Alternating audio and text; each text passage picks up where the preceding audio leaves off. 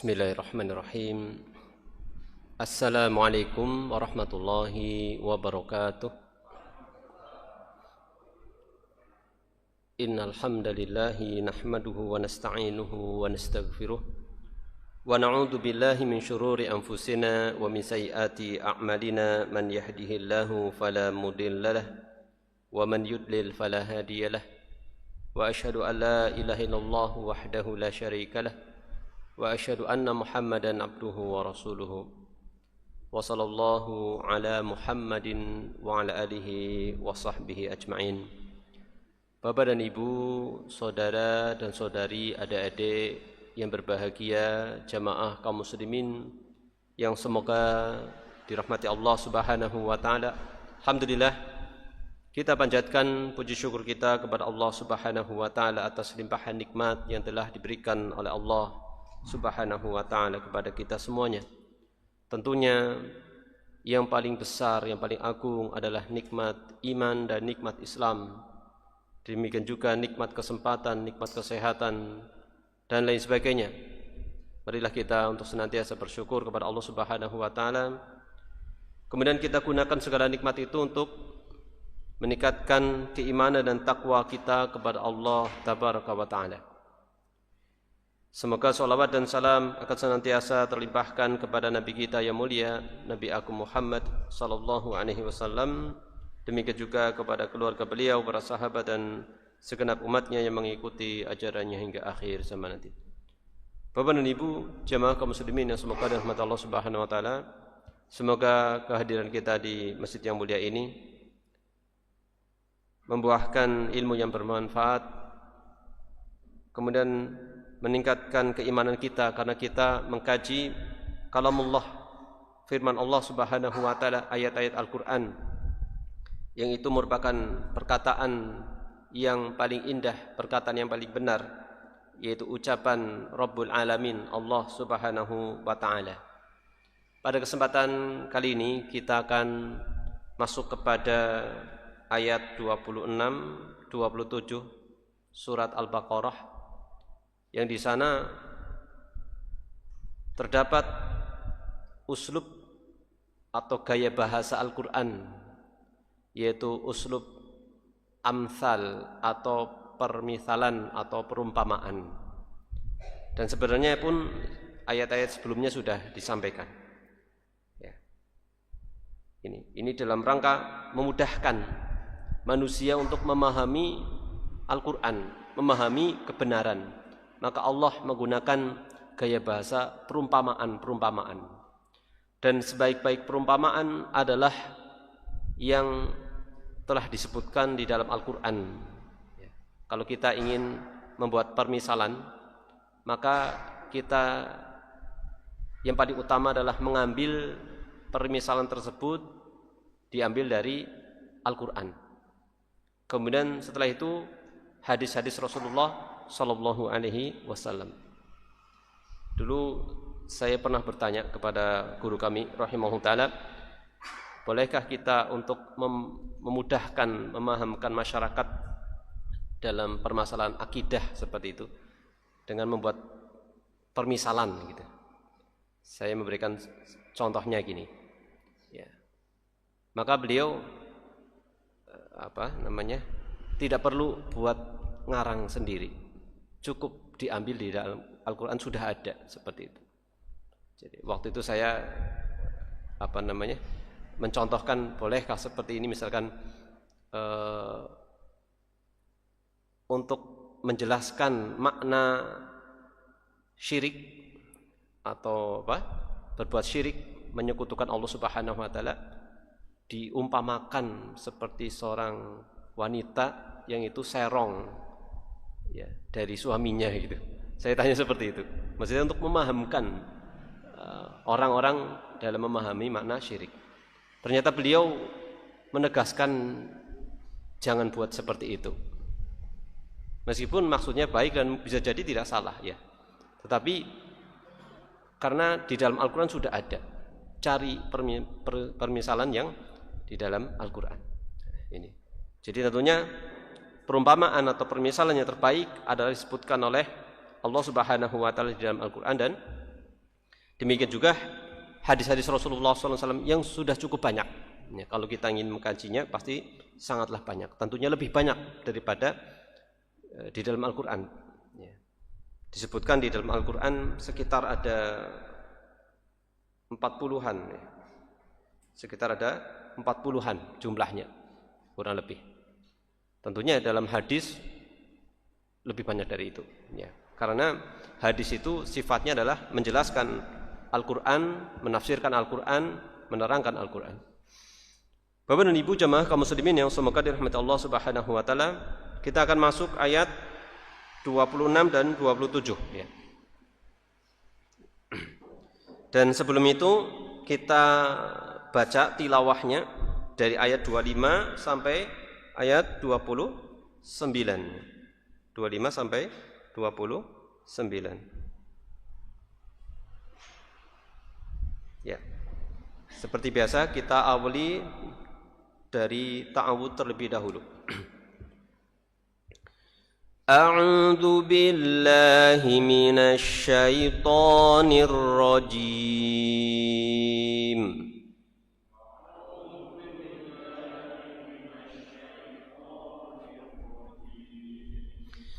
وَبَشِّرِ الَّذِينَ آمَنُوا وَعَمِلُوا الصَّالِحَاتِ أَنَّ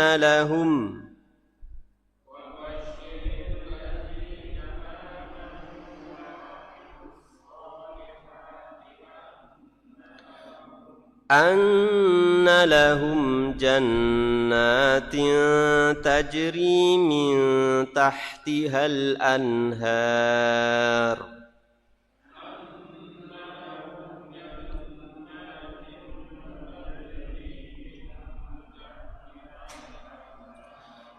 كلما رزقوا منها من ثمرة رزقا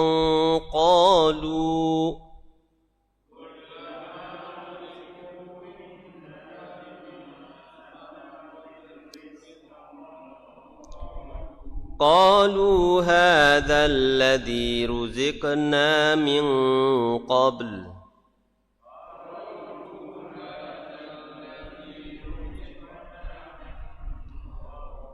وَأُتُوا بِهِ مُتَشَابِهًا إِنَّهُ الْحَقُّ مِنْ رَبِّهِمْ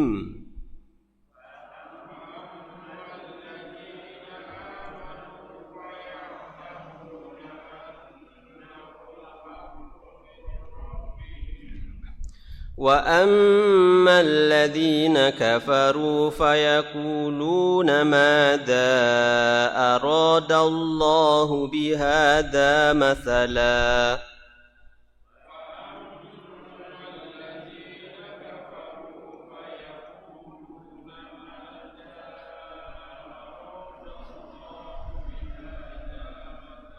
يُضِلُّ بِهِ كَثِيرًا وَيَهْدِي بِهِ كَثِيرًا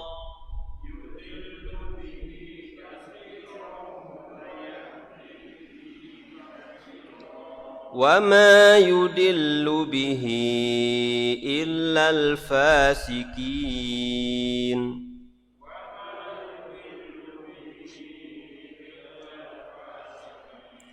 الَّذِينَ يَنقُضُونَ عَهْدَ اللَّهِ مِنْ بَعْدِ مِيثَاقِهِ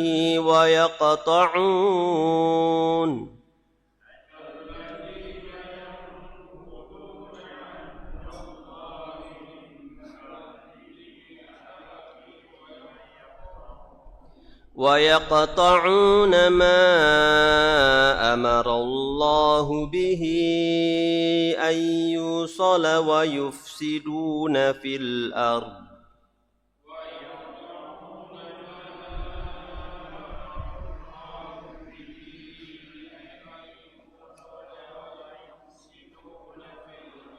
أُولَئِكَ هُمُ الْخَاسِرُونَ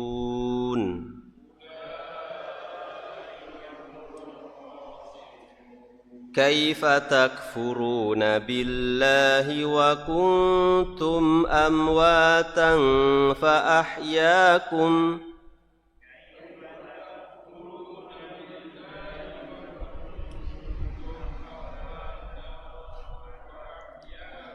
ثم يميتكم ثم يحييكم ثم إليه ترجعون.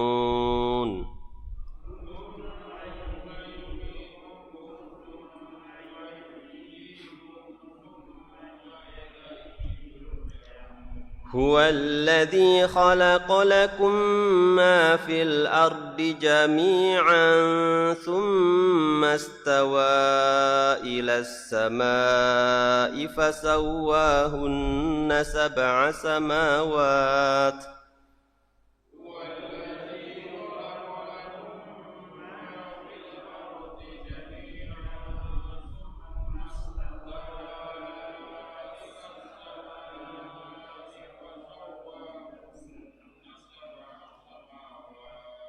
وهو بكل شيء عليم.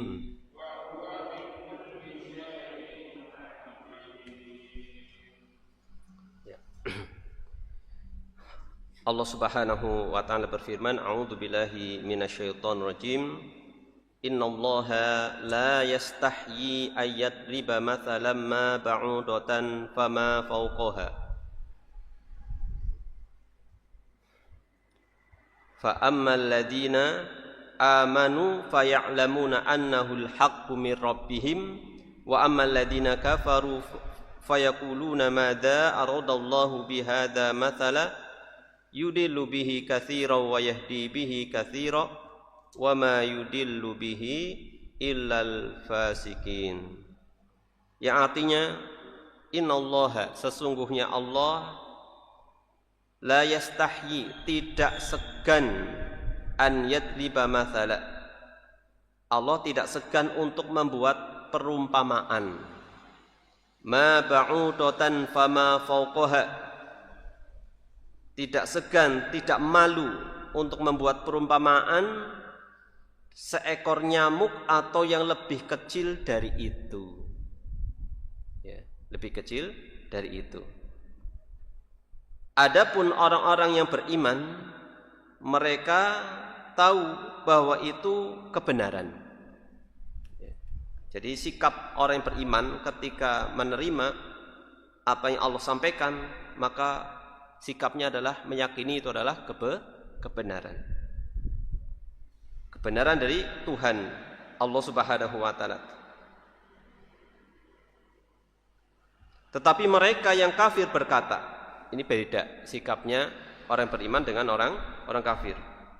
Orang kafir mengatakan, apa maksud Allah dengan perumpamaan ini? Dipertanyakan. Ya, dipertanyakan. Dengan perumpamaan itu, banyak orang yang dibiarkannya sesat, dan dengan itu banyak pula orang yang diberinya petunjuk. Jadi ada yang tersesat, ada yang diberikan petunjuk. Tetapi tidak ada yang dia sesatkan dengan perumpamaan itu selain orang yang fasik. Tentunya Allah ketika menyesatkan orang itu tidak sembarangan, pasti memang ada latar belakangnya. Disebutkan, tidaklah Allah menyesatkan dengan perumpamaan itu selain orang yang fasik. Berarti apa? Penyebab seorang itu tersesat karena dia melakukan kefasikan. Kefasikan itu adalah keluar dari ketaatan. Fasik itu adalah keluar dari ketaatan. Ini ayat yang pertama dalam pembahasan kita kali ini, yaitu ayat 26. Kemudian yang kedua, ayat ke-27 disebutkan, alladzina yanquduna ahdallahi min ba'di mitsaqihi. Tadi disebutkan tidaklah Allah menyesatkan dengan sebab perumpamaan ini melainkan orang fasik. Di ayat ke-27 dijelaskan siapakah orang fasik itu. Yaitu apa? Yaitu orang-orang yang melanggar perjanjian Allah setelah perjanjian itu ditegakkan. Jadi orang yang melanggar perjanjian. Alladzina yanquduna. Yang kuduna itu mengurai sesuatu yang sudah dipintal, sesuatu yang sudah disusun gitu, dia urai lagi. Ya. Di sini perjanjian sudah disusun, kemudian sudah ditata, dia urai lagi. Ya, seperti itu. Atau sudah dirajut atau sudah dipintal, dia ulur lagi dan seterusnya. Ini. Padahal perjanjian itu sudah ditegakkan dan memutuskan apa yang diperintahkan Allah. Apa yang Allah perintahkan mereka putuskan untuk disambungkan. Padahal Allah sudah menyambungkan, ini diputus. Dan berbuat kerusakan di bumi, mereka itulah orang-orang yang rugi, kata Allah Subhanahu wa ta'ala. Bapak dan Ibu jemaah kaum muslimin yang semoga dirahmati Allah Subhanahu wa ta'ala. Ya. Disebutkan Allah membuat perumpamaan, yaitu membuat sesuatu sebagai perumpamaan, permisalan untuk yang lain. Dengan apa? Menyingkap sifat-sifatnya, keadaannya, dan perumpamaan itu bisa jadi adalah perumpamaan untuk suatu keburukan, bisa juga untuk kebaikan.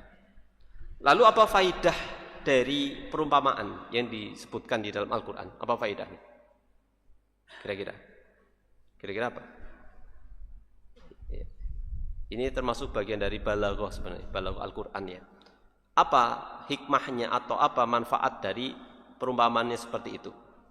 Ya. Tadi bukan berarti maknanya tidak boleh sama sekali kita membuat perumpamaan selain Al-Quran dan hadis ya. Maksudnya saya tadi di awal. Tapi sebaik-baik perumpamaan itu yang terdapat di dalam Al-Quran dan hadis. Ini juga bisa digunakan sebagai metodologi mengajar, membuat permisalan-permisalan gitu. Jadi guru itu seperti itu, membuat perumpamaan-perumpamaan apa? Untuk apa kalau guru membuat perumpamaan? Supaya muridnya bagaimana, Bapak Ibu? Hadis Rasulullah SAW bersabda, Innallaha hayyun karim atau hayyun karim. Yastahyi idza rafa'a ar-rajulu ilaihi yadayhi an yaruddahuma sifron khaibataini. Sesungguhnya Allah Subhanahu wa taala maha malu dan maha mulia. Itu menunjukkan apa? Di antara sifat atau nama Allah itu maha malu. Allah memiliki sifat malu dan maha mulia. Allah merasa malu apabila seorang hamba itu mengangkat kedua tangannya, kepada Allah Subhanahu wa taala. Untuk apa? Berdoa. Sudah mengangkat seperti itu, sudah berdoa kepada Allah, Allah tidak mengabulkan atau menolak permohonannya. Allah malu. Menunjukkan ada sifat malu bagi Allah Subhanahu wa taala, tetapi sesuai dengan keagungan Allah Subhanahu wa taala. Tidak boleh kita bayangkan malunya Allah seperti malunya kita. Lawang malunya sama-sama manusia aja beda nih. Ya, seperti itu. Sama-sama makhluk aja beda. Malunya hewan sama orang beda. Satu hewan dengan hewan lain beda. Manusia sama manusia lain juga beda. Apalagi makhluk dengan Allah Subhanahu wa taala. Seperti itu. Ini supaya kita tidak bingung. Dan akhirnya tidak boleh kita juga meniadakan sifat malu tersebut. Akhirnya apa? Makna malu itu bukan malu itu yang kayak gitu maknanya, tapi mungkin apa gitu. Akhirnya ditakwil. Ya. Jadi hukum asal dalam sebuah lafaz itu kita menghukumi ya dohirnya seperti itu. Yang tidak boleh apa tadi? Menyerupakan Allah dengan makhluknya, sifat Allah dengan sifat makhluknya. Demikian juga sifat-sifat Allah yang lainnya, Bapak Ibu. Jemaah kaum muslimin yang semoga dirahmati Allah Subhanahu wa taala. Disebutkan dalam hadis tadi bahwasanya Allah maha malu dan maha mulia. Ketika Allah malu tatkala ada seorang hamba mengangkat kedua tangannya berdoa kepada Allah, memohon. Tentunya ini sudah terpenuhi syarat-syarat diterimanya doa. Demikian juga tidak ada penghalang-penghalang yang menyebabkan Allah itu menolak doanya. Ini juga harus penting, Bapak Ibu. Kita mempelajari syarat-syarat diterimanya doa. Napa mawon? Supaya doa kita terkabul napa? supaya doa kita kabul? Ya, serius sungguh-sungguh. Ya, sungguh-sungguh. Terusan apa lagi? Terbebas dari makanan, minuman, dan memakai pakaian yang dari sumber yang haram. Itu. Terusan tidak boleh tergesa-gesa, dalam artian ingin segera dikabulkan. Yakin tapi tidak tergesa-gesa seperti itu. Ya. Di antara penjelasan Rasulullah, seorang yang tergesa-gesa dalam doa, saya sudah dari dulu berdoa kok enggak dikabul-kabulkan. Ini tergesa-gesa seperti itu. Karena setiap doa pasti terkabulkan. Ya. Dengan 3 bentuk. Bisa secara kontan dikabulkannya, atau lama, ya, seperti itu. Atau bisa jadi disimpan nanti di akhirat. Atau bisa jadi Allah mengabulkan tapi dalam bentuk yang lain. Bisa dipahami? Seorang minta sesuatu yang baik, kebaikan, tapi ternyata Allah hindarkan dari sebuah keburukan. Itu juga termasuk bagian Allah mengabulkan doa. Bukankah Allah Subhanahu wa taala, wa qala rabbukum ud'uni astajib lakum. Rabb kalian berfirman, berdoalah kepadaku, niscaya aku akan kabulkan permohonan kalian. Wa idza sa'ala ibadi anni fa inni qarib. Ujibu da'watad da'i idza da'an. Ya, apabila hambaku itu bertanya kepadamu tentang diriku, maka katakanlah sesungguhnya aku ini dekat mengabulkan permohonan orang yang berdoa kepadaku. Ini janji-janji Allah Subhanahu wa taala. Maka kalau kita merasa belum dikabulkan, maka kita introspeksi, barangkali ada kesalahan dan seterusnya. Terus berdoa terus seperti itu. Ya. Seorang mukmin itu tidak merasa bosan untuk senantiasa meminta kebaikan kepada Allah Subhanahu wa taala, dan Allah itu murka tatkala seorang hamba itu tidak mau berdoa dan sangat mencintai hamba yang mau berdoa. Bapak dan Ibu jemaah kaum muslimin yang semoga dirahmati Allah Subhanahu wa taala. Kemudian di ayat selanjutnya berkaitan dengan sifat orang fasik. Orang fasik itu adalah orang yang keluar, atau kefasikan adalah keluar dari ketaatan. Jadi orang yang fasik adalah orang yang meninggalkan perintah Allah. Orang yang meninggalkan perintah Allah. Yaitu Allah memerintahkan untuk beriman dan beramal soleh, orang fasik meninggalkan iman dan amal soleh. Allah memerintahkan untuk meninggalkan kesyirikan dan maksiat, dia malah mengerjakannya. Gitu. Ya. Kemudian disebutkan bahwasanya orang fasik adalah orang yang melanggar perjanjian Allah setelah perjanjian itu ditegakkan dan memutuskan apa yang diperintahkan Allah untuk disambungkan dan berbuat kerusakan di bumi. Mereka itulah orang-orang yang rugi. Berbuat kerusakan di bumi sebagaimana sudah dijelaskan di ayat-ayat sebelumnya, yaitu apa? Dengan kekufuran dan terus-menerus melakukan kemaksiatan. Ya. Bapak Ibu jemaah kaum muslimin yang semoga dirahmati Allah Subhanahu wa taala, kita akan sampaikan penjelasan dari penulis tafsir Aisarut Tafasir rahimahullah taala, sebab turunnya ayat yang mulia ini dan maknanya. Sebab turunnya itu ada latar belakang, yaitu latar belakang yang menyebabkan ayat ini turun. Disebutkan lamma daraballahu ta'ala al-mithalaini as-sabiqaini, tatkala Allah Subhanahu wa taala telah membuat perumpamaan, telah membuat 2 perumpamaan yang telah lalu. Ingat, ada 2 perumpamaan yang sudah ya. Masih di surat Al-Baqarah ya. Allah telah membuat perumpamaan, 2 perumpamaan yang telah lalu. Berarti di ayat-ayat sebelumnya. Kira-kira ayat yang mana? Yang sudah kita baca juga. Ayat yang mana? Disebutkan di sini an-nari wal ma'i.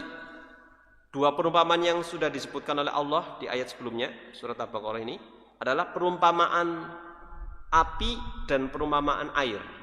Mana? Ayat yang mana tadi Bu? Ayat yang mana? Ya sing wingi lah Ustaz. Perumpamaan mereka di sini siapa? Orang-orang siapa? Orang munafik.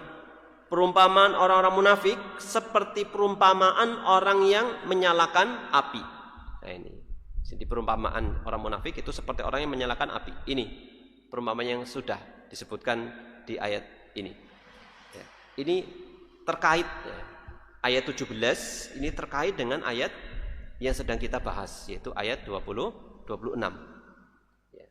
Tatkala api itu sudah menerangi sekitarnya, Allah padamkan, lenyapkan cahayanya dan meninggalkan mereka di dalam kegelapan. Ini yang pertama, yaitu perumpamaan dengan api. Kemudian yang kedua, perumpamaan dengan air. Yang ayat yang berapa? Ayat 19. Au kasayyibin minas sama'i fihi dhulumatu wa ra'du wa barqu yaj'aluna asabi'ahum fi adanihim. Atau perumpamaan mereka itu, atau seperti perumpamaan diturunkannya air hujan. Perumpamaan yang kedua kan tentang air ya. Diturunkannya perumpamaan air hujan yang begitu lebat dari langit di kegelapan yang penuh dengan kilatan dan petir yang menyambar-nyambar. Kemudian mereka menutup telinga mereka ya, dengan apa? Dengan jari-jari mereka. Dikarenakan apa? Takut kilatan tadi. Dan karena mereka itu khawatir, takut akan kematian. Padahal Allah meliputi orang-orang yang kafir. Ini perumpamaan yang kedua. Ya. Jadi ini nyambung ya. Tatkala Allah Subhanahu wa taala telah membuat dua perumpamaan yang telah lalu, yaitu tadi ayat 17 sampai 19, baik perumpamaan berupa api ataupun air, qalal munafikun. Ya. Orang-orang munafik berkata, mengapa berkata? Karena tersinggung, ya kan? Ya kan? Ketika Allah Subhanahu wa taala sedang membahas mereka itu kepanasan. Tatkala Allah menurunkan ayat-ayat yang tidak menyinggung mereka hidup tenang. Tatkala sudah mulai ini, mereka sudah gusar seperti itu. Tatkala Allah menyebutkan ayat tadi, ayat 17, 19 dan sekitar itu ya, tentang orang munafik itu. Orang munafik mengatakan Allah a'la wa ajal. Allah itu maha tinggi, Allah itu maha mulia. An yadriba hadzal mathal. Allah kan maha mulia, maha tinggi. Ngapain membuat perumpamaan yang seperti itu? Dianggapnya membuat perumpamaan tentang turunnya hujan, demikian juga seperti orang yang menyalakan api. Ini perumpamaan yang remeh bagi mereka. Allah maha tinggi, ngapain buat perumpamaan yang remeh seperti itu? Kalau istilah sekarang apa? Receh itu ya. Itu. Alhamdulillah. Ya, jadi meremehkan. Fa anzalallahu ta'ala, lalu Allah Subhanahu wa taala menurunkan ayatnya raddan alaihim. Qaulahu innallaha la yastahyi. Maka Allah menurunkan ayat susulannya ya. Ayat selanjutnya yang membantah mereka, sesungguhnya Allah itu tidak malu membuat perumpamaan seekor nyamuk bahkan yang lebih kecil lagi. Pertanyaan, api dan air sama nyamuk gedean mana? Gedean mana Pak? Ya udah, nggak perlu dijawab sebenarnya. Ya seperti itu ya. Atau kita balik, lebih kecil mana? Nyamuk jauh lebih kecil, jauh lebih kecil. Yang tadi yang lebih gede diremehkan oleh orang munafik. Maka Allah sanggah, lawang nyamuk saja Allah tidak malu kok. Kan gitu nih. Masya Allah. Kan waduh tambah ibaratnya meradang gitu ya mereka orang munafik itu, subhanallah. Jadi masih ada kaitannya ini Bapak Ibu. Ini. Fa akhbara ta'ala, maaf sebelumnya sampai sini bisa ditangkap ya. Insyaallah ya. Fa akhbara ta'ala annahu la yamna'uhu al-istihya. Dan Allah Subhanahu wa taala mengabarkan bahwasanya Allah Subhanahu wa taala tidak enggan atau Rasa malu itu tidak menghalanginya. Jadi tidak menghalangi Allah sifat malunya untuk apa? An yaj'ala mathalan ba'udah. Membuat perumpamaan dengan seekor nyamuk famadunaha, atau yang lebih kecil lagi. Lebih kecil dari nyamuk apa? Lebih kecil dari nyamuk. Ya kutu, ya betul. Ya kutu, tengu gitu ya. Ya mungkin seperti itu ya. Atau lah dari diri nyamuk tersebut lah. Ya sayapnya lah gitu kan. Sayapnya. Ya, seperti itu. Tidak malu Allah Subhanahu wa taala. Ya, seperti itu. Jadi ngapain menunjukkan apa? Perumpamaan seperti itu bukan hal kebatilan, tetapi apa? Hak. Dalam sebuah ayat, demikian juga hadis yang berbunyi kurang lebih hadisnya ya. Innallaha la yastahyi minal haq. Kama qala sallallahu alaihi wasallam. Atau sebagaimana yang disabdakan Rasulullah SAW. Sesungguhnya Allah itu tidak malu terhadap kebenaran selama kebenaran itu diungkapkan. Sebagaimana suatu ketika ada seorang wanita yang dia itu bertanya-tanya tentang bagaimana sih cara membersihkan diri pasca haid gitu. Pasca haid. Kalau tidak salah itu menemui salah satu istri Rasulullah sallallahu alaihi wasallam. Ya, seperti itu. Nah, maka tidak malu mengungkapkan, dijelaskan, tidak perlu malu, tidak perlu ibarat tabu lah, masa gitu tanya ya. Selama itu kebenaran diungkapkan, disebutkan seperti itu. Wallahu a'lam bishawab. Famadunaha. Tentunya tadi nanti dilihat kepada siapa kita menjelaskan gitu. Kalau kepada anak-anak ya dengan apa? Kadar nalarnya mereka gitu ya. Dengan kadar nalarnya mereka seperti itu. Kadang-kadang ya maaf ya, anak-anak kan kritis ya. Ibu kok nggak sholat gitu ya.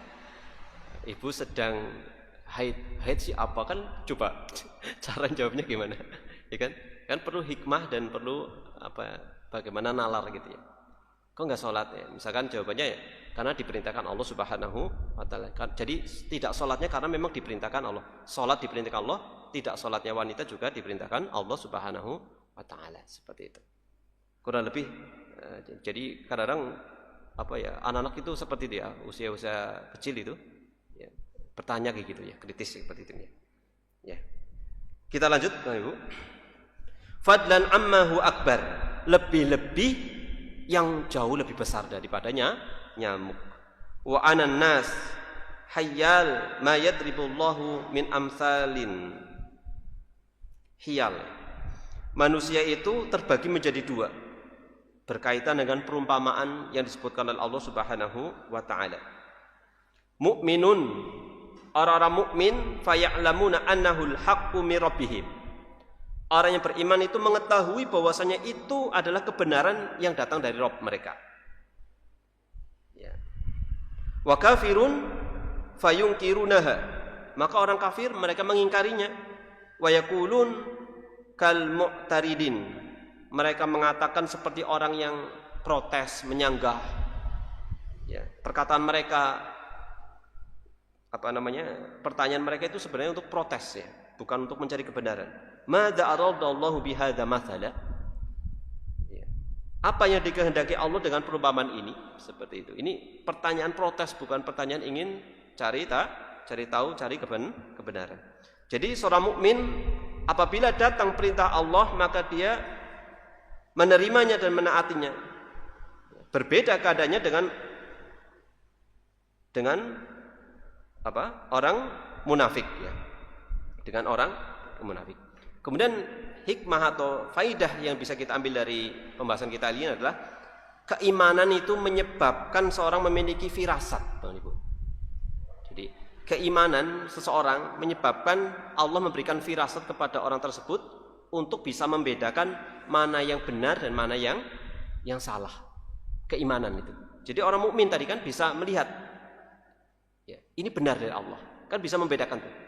Kalau orang munafik, orang fasik, orang kafir tidak bisa. Na'ahdallah min ba'di mitsaqihi wa yaqta'una ma amarallahu bihi ayusala wa yufsiduna fil ardh. yaitu orang-orang yang melanggar sumpah dari Allah Subhanahu wa taala, melanggar perjanjian Allah setelah perjanjian itu ditegakkan. Kemudian memutus apa yang Allah perintahkan untuk disambung dan berbuat kerusakan di bumi, seperti itu. Wa hakama alaihim, maka Allah Subhanahu wa taala hukumi mereka bil khusran at-tam. Mereka disifati dengan mendapatkan kerugian yang sempurna yaumal qiyamah, pada hari kiamat. Ulaika humul khasirun, mereka adalah orang-orang yang rugi. Bapak dan Ibu jamaah kaum muslimin yang semoga dirahmati Allah Subhanahu wa taala, ini penjelasan singkat dari dua ayat yang mulia ini. Kemudian kita sampaikan ada 4 kesimpulan ya, ada 4 kesimpulan sebagai penutup ya, sebagai penutup. Masyaallah. Yang pertama, annal haya'a la yanbaghi an yamna'a min fi'lil ma'ruf wa qawlihi wal amri bihi.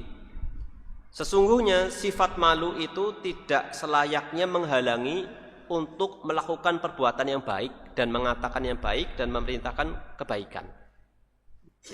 Jadi al-haya'u minal iman. Rasa malu itu bagian dari keimanan. Jadi malu itu ada 2 ya, ada malu yang tercela, ada malu yang terpuji. Malu yang terpuji apa? Malu yang terpuji, malu dari bertindak yang tidak baik, itu malu yang terpuji. Adapun malu yang tercela apa? Malu berbuat kebaikan, malu mengatakan kebaikan dan memerintahkan kebaikan. Ya, seperti itu. Misalkan disuruh sholat, izin lah, ya, seperti itu, izin lah gitu ya. Ya, misalkan itu berarti malu yang tercela. Ya. Kemudian yang kedua, kesimpulan yang kedua, sangat baik ya, dengan sangatlah baik ya, ketika kita membuat perumpamaan.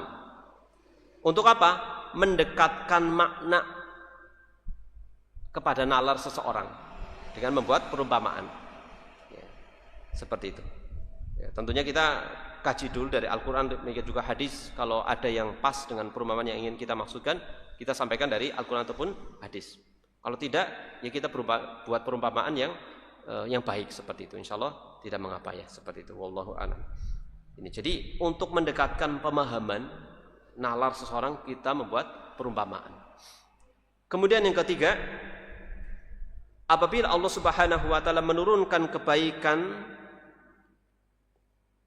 berupa petunjuk atau selainnya, maka orang yang beriman itu akan bertambah petunjuk dan kebaikan.